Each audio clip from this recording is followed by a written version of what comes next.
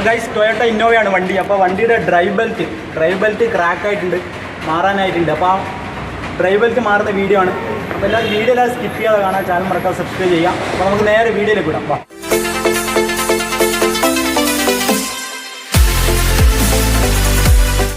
Toyota ഇന്നോവയുടെ drive belt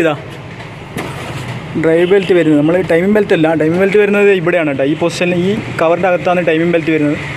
ഇത് drive ബെൽറ്റാണ്. നമ്മൾ fan, അത് കംപ്രസർ, അതുപോലെ ഇത് കംപ്രസർ, ഫാന്, റേഡിയേറ്റർ ഫാന്, പിന്നെ വാട്ടർ പമ്പ്, അതുപോലെ പവർ സ്റ്റിയറിംഗ് പമ്പ്, ഇതൊക്കെ വരുന്നത് ഡ്രൈവ് ബെൽറ്റിലാണ് വരുന്നത്. ഈ ഡ്രൈവ് ബെൽറ്റ്, അപ്പോൾ ഈ ഡ്രൈവ് ബെൽറ്റിൻ്റെ കണ്ടീഷൻ കണ്ടോ, പൊട്ടിയിട്ടുണ്ട്, ക്രാക്കായിട്ടുണ്ട്. ഇതിപ്പോൾ അധികം ഓടിച്ച് കഴിഞ്ഞാൽ ഇത് ക്രാക്കാവും.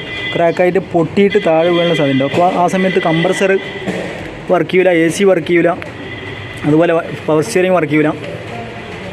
അപ്പോൾ എന്തായാലും നമുക്ക് ഡ്രൈവ് ബെൽറ്റ് മാറാം, പുതിയൊരു ഡ്രൈവ് ബെൽറ്റിന് മാറാനുണ്ട്. അപ്പോൾ ഈ മാറണ ഇതെന്ന് പറഞ്ഞാൽ ഇതാണ് വരുന്നത് ടെൻഷനർ. ഈ പൊസിഷനിൽ ടെൻഷനർ, ഇത് ടെൻഷനർ വരുന്നത് 14 സൈസ് ബോൾട്ട്, ഇതുപോലത്തെ റിങ് വെച്ചിട്ട് നമ്മൾ ടെൻഷനർ ഉണ്ടല്ലോ, ഈ ടെൻഷനർ ഇങ്ങനെ താഴേക്ക് ഒന്ന് ലോക്ക് ചെയ്ത് പിടിച്ചിട്ട് ഒന്ന് മേലേക്ക് പൊക്കുക. മേലേക്ക് പൊക്കുന്നതിന് മുമ്പ് കാര്യം ശ്രദ്ധിക്കാനുള്ളത്, ഒന്ന് ഈ റേഡിയേറ്ററിൻ്റെ ഈ പൈപ്പ് റിസർവ് ടാങ്കിലേക്ക് പോകുന്ന ഈ പൈപ്പ് ഉണ്ടല്ലോ, ഈ പൈപ്പ് പ്രത്യേകം ശ്രദ്ധിക്കണം. ഇതൊക്കെ റേഡിയേറ്ററിൻ്റെ ഈ പൈപ്പൊക്കെ ചെറിയ വലിയ ബലമൊന്നും ഉണ്ടാവില്ല, ചിലപ്പോൾ വേഗം പൊട്ടിപ്പോകാനുള്ള സാധ്യതയുണ്ട്. മെയിനായിട്ട് വരുന്നത് ഇത് ശ്രദ്ധിക്കുക. അതുപോലെ അതാണ് മെയിനായിട്ട് ശ്രദ്ധിക്കാനുള്ളത്. പിന്നെ ഈ നമ്മളിങ്ങനെ കൈ ഇങ്ങനെ ഇടുന്ന സമയത്ത് ഇവിടെ ഈ ടച്ച് ചെയ്യും, ഈ ഭാഗത്ത് ഇങ്ങനെ ടച്ച് ചെയ്തിട്ട് ഈ പൈപ്പ് പെട്ടെന്ന് പൊട്ടിപ്പോകാനുള്ള സാധ്യതയുണ്ട്. അപ്പോൾ നമ്മൾ റിങ് എന്ത് ചെയ്യണം, മേലേക്ക് ഇങ്ങനെ പൊക്കി പിടിക്കാം. റിങ് എടുത്തിട്ട് ഈ ഒരു പൊസിഷനിൽ, സ്ട്രൈറ്റ് പൊസിഷനിൽ മേലേക്ക് വെക്കുക. ഈ മേലെ പൊസിഷനിൽ വെച്ചതിന് ശേഷം ഒരു പൈപ്പോ ലിവർ എന്തെങ്കിലും ഇട്ടിട്ട് നമ്മൾ എന്ത് ചെയ്യാം, അവിടെ നിന്ന് ഇങ്ങോട്ടേക്ക് വലിച്ചു പിടിക്കും. ഇതുപോലെ വലിച്ചു പിടിക്കാം ഇങ്ങോട്ടേക്ക്. ഈ പൊസിഷനിൽ ഇങ്ങോട്ടേക്ക് വലിച്ചു പിടിക്കാം. ഇതുപോലെ വലിച്ചു പിടിച്ച ശേഷം ബെൽറ്റ് വരിക. ബെൽറ്റ് ഇതുപോലെ അയച്ചെടുക്കാം. ടെൻഷനറിൽ നിന്ന് പിടിച്ചാൽ മതി. ടീത്തില്ലാത്ത ഭാഗം, ടെൻഷനർ ഐഡ്ലർ ഇതിൽ ടീത്ത് ഉണ്ടാവില്ല. അപ്പോൾ ആ ടീത്തില്ലാത്ത ഭാഗത്ത് നിന്ന് പിടിക്കാനാണെങ്കിൽ പെട്ടെന്ന് കിട്ടും. അപ്പോൾ ഇത് ജസ്റ്റ് പിടിച്ചിട്ടുണ്ടതിന് ശേഷം നമ്മൾക്ക് ഇത് സ്പാനർ അങ്ങോട്ട് തന്നെ തിരിച്ച് ഇറക്കിയിട്ട് ബെൽറ്റിങ് അയച്ചെടുക്കാം. പഴയ ബെൽറ്റ് അയച്ചെടുത്തിട്ട് ആ ടെൻഷനറിൽ നിന്ന് മാറ്റി ഈ പൈപ്പിൽ ടച്ച് ചെയ്യാതെ നോക്കണം കേട്ടോ. മാക്സിമം ആ പൈപ്പിൽ ടച്ച് ചെയ്യാതെ, റേഡിയേറ്ററിൻ്റെ പൈപ്പിൽ ടച്ച് ചെയ്യാതെ വലിച്ചെടുത്ത് ആ ബെൽറ്റിൻ്റെ കണ്ടീഷൻ ഒന്ന് കാണിച്ചേ. ഉൾഭാഗം കണ്ടോ, ഫുള്ള് ക്രാക്കായിട്ടുണ്ട്. ഓരോ ടീത്തിൽ ഫുള്ള് പോയിട്ടുണ്ട് കേട്ടോ, ക്രാക്കായിട്ടുണ്ട്,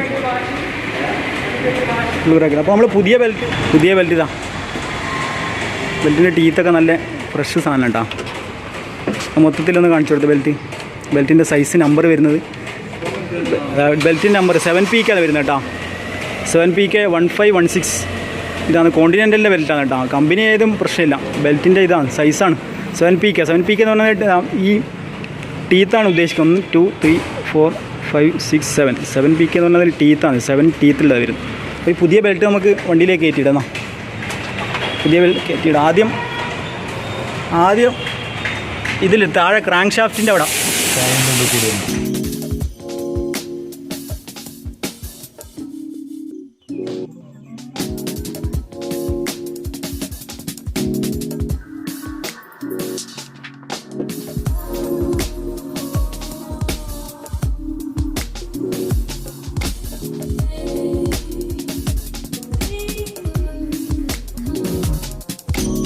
അപ്പോൾ നമ്മൾ ബെൽറ്റ് കയറ്റിയിട്ടുണ്ട്.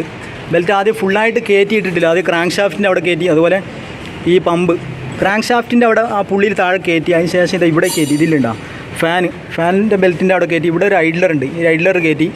ഈ കംപ്രസറിൽ കയറ്റിയിട്ടുണ്ട്. താഴെ ടെൻഷനർ, ഇതാ ടെൻഷനർ, ഓട്ടോ ടെൻഷനറാണ് കണ്ടോ. സ്പ്രിംഗ് ലോഡായിട്ട് നമ്മൾ നേരത്തെ വലിച്ച് പിടിച്ചിട്ട് ബെൽറ്റ് അയക്കേണ്ട ടെൻഷനാണ്.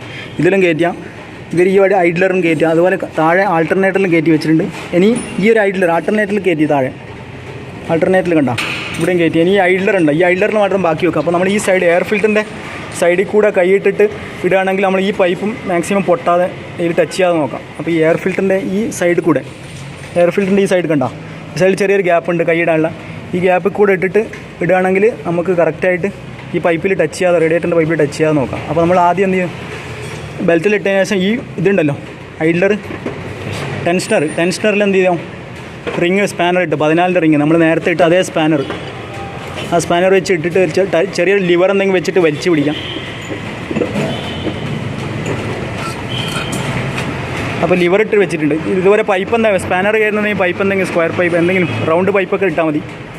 അപ്പോൾ പൈപ്പ് ഇട്ട് വെച്ചിട്ട് അങ്ങോട്ട് വലിച്ച് പിടിക്കും. ടെൻഷനർ അങ്ങോട്ട് വലിച്ച് പിടിച്ചതിന് ശേഷം ഇതാ ഇവിടെ ഇതിലെ കൈ ഇടാം, പക്ഷേ ഈ പൈപ്പിൽ ടച്ച് ചെയ്യാൻ നോക്കണം. ഇങ്ങനെ വലിച്ച് പിടിച്ചിട്ട് എല്ലാ ടീത്തും കറക്റ്റ് തന്നെ, എല്ലാ പൊസിഷനും കറക്റ്റ് വെച്ചതിന് ശേഷം ഈ ഐഡലറൊക്കെ കൂടി കയറ്റിയിട്ട് കഴിഞ്ഞാൽ കയറ്റിയിടുക. ജസ്റ്റ് കയറ്റിയിട്ട ശേഷം പൈപ്പൊന്ന് റിലീസ് ചെയ്യുക. ബേക്കറി റിലീസ് ചെയ്തുകൊണ്ട് ഇതിട്ടിട്ട് ഒന്ന് നോക്കി ചെക്ക് ചെയ്യുക. എല്ലാ സൈഡും ഒന്ന് ചെക്ക് ചെയ്യുക. ടീത്തെല്ലാം എല്ലാ ഇതിലും കയറിയിട്ടുണ്ടോ കറക്റ്റ് ടീത്തെല്ലാം. ടെൻഷനർ എല്ലാത്തിലും ചെക്ക് ചെയ്യാം കേട്ടോ. ഇതിൽ കയറിയിട്ടുണ്ട്, എല്ലാത്തിലും കയറിയിട്ടുണ്ട്. ഓക്കെ അല്ലേ? അപ്പോൾ നമുക്ക് വണ്ടി ഒന്ന് സ്റ്റാർട്ട് ചെയ്തിട്ട് നോക്കാം. എവിടെയെങ്കിലും ഇതുണ്ടെങ്കിലും ബെൽറ്റ് സ്റ്റാർട്ട് ചെയ്യുന്ന സമയത്ത് ബെൽറ്റ് കറക്റ്റാണോ കറങ്ങുന്നതും കൂടി ചെക്ക് ചെയ്യുന്ന ശേഷം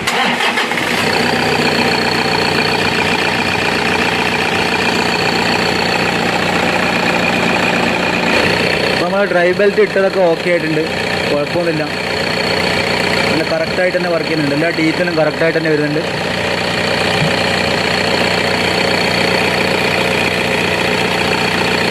ടീത്ത് കയറ്റിയിട്ടതൊക്കെ ഡ്രൈവ് ബെൽറ്റ് ഇതൊക്കെ ഓക്കെയാണ്.